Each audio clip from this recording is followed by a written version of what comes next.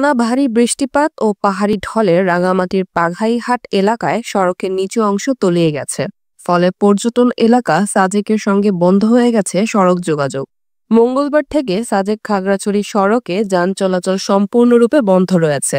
এতে সাজেকে অবস্থানরত কয়েক শতাধিক পর্যটক আটকে পড়েছেন।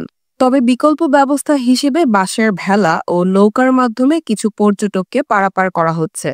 বিশেষ করে যারা মোটরসাইকেল নিয়ে ভ্রমণে এসেছেন তারা সীমিতভাবে ফিরে যেতে পারছেন।